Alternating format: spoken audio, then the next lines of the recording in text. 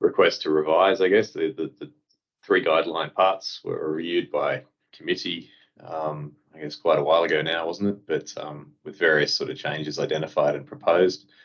So this project is basically to make those changes, identify the updated purpose, and to go through the documents and give it a bit of a refresh based on modern technologies and some changes in probably the interest, I think, of maybe the audience as well.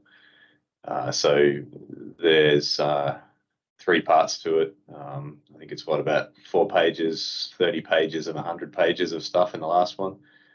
So there's a sort of a certain amount of commentary has already been provided and feedback, and some of the people on the call, I think, have been part of review discussions. There's a sort of focus on more LTE and interest in some use cases and some success stories, perhaps, as well as some of the generic sort of somewhat dry, I guess, definitions that were in the original ones, maybe less relevant now with more sort of education or learning or other resources available in industry as well on those topics.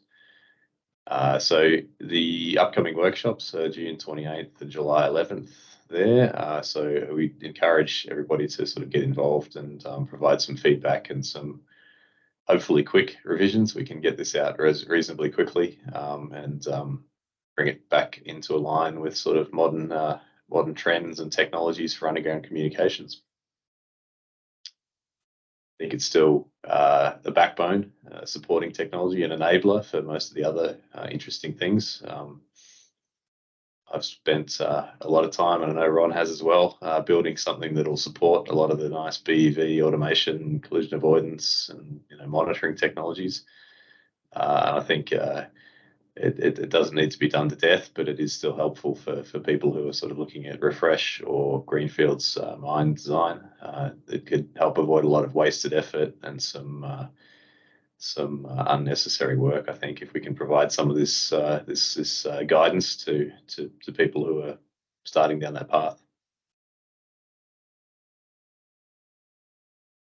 I'm not going to read all the slides, Heather, I guess, no. But LTE has been a big topic. There's a few other technologies that have come around since then as well, but also just the application requirements have changed significantly in terms of bandwidth requirements, latency, tolerance, just even consumer devices and prevalence of tablets, phones, smart devices, smart PPE, medical monitoring devices, things like that have completely changed the expectations, I guess, of a modern miner, in my experience. So we've got a few things to refresh there. I think we mentioned that one. There's a bit of a validate and update. There's a refocus on some parts that are probably more interesting to end users and vendors these days, and some life cycle stuff. I've spent 10 years sort of living through life cycles now of that, so I have a bit of a different view on it than when we first worked on this. But I think there's definitely some learnings to be shared, I think, from probably many of the others on the call here too. I'll just skip into the questions there. So the output of this guideline, I guess, is in its primary form, I guess, is a refresh of the 3 parts of the existing guideline. But I personally think it could be merged and reshuffled a bit, and perhaps some other stuff added as well, depending on the interest and expertise of the participants. And that might be some peripheral stuff, I guess. To get specific, it's probably bits and pieces of location technology tend to align pretty closely with comms, things like that.